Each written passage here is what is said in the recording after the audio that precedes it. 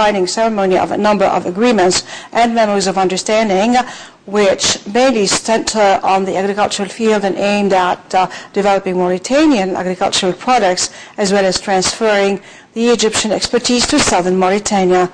The Mauritanian leader had arrived in Egypt earlier in the day, leading a senior delegation, which includes a number of ministers, for a 2-day official visit, the first in 40 years by a Mauritanian president.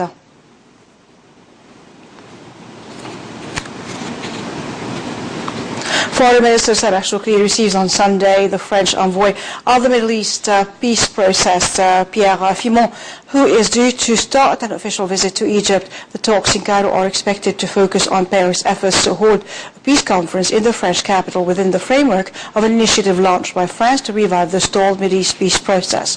The French initiative aims to reach a two-state solution to allow the Palestinians and Israelis to coexist and live in peace side by side. Last month, Shoukri stressed in a press conference with his French counterpart Jean-Marc Ayrault that Egypt supports French efforts to put an end to Palestinian sufferings.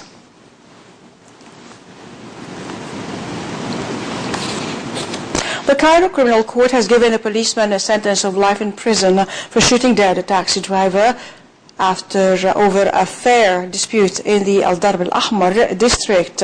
Mustafa Mahmoud was referred to trial after he shot dead Muhammad Ali Sayyid Ismail with his firearm in February, sparking protests and an apology from the Interior Ministry. Mahmoud had hired Ismail to transport his belongings when an argument between the two over the fare turned violent. Mahmoud's lawyer said he can appeal the verdict issued by the criminal court. 2 policemen had been injured and a terrorist had been killed in Giza Governorate District of Al-Warraq following an exchange of fire. In a statement, the Ministry of Interior said the gunman had fired at policemen while attempting to flee, adding that an automatic rifle and a number of ammunition were found in his possession.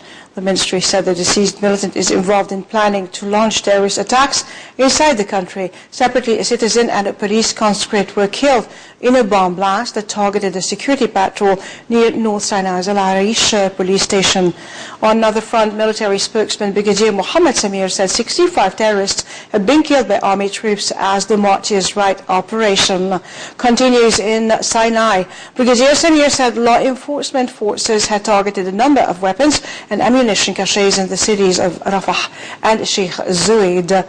He added that at least 12 vehicles used by the terrorists to target joint police and army forces had been destroyed in the operation.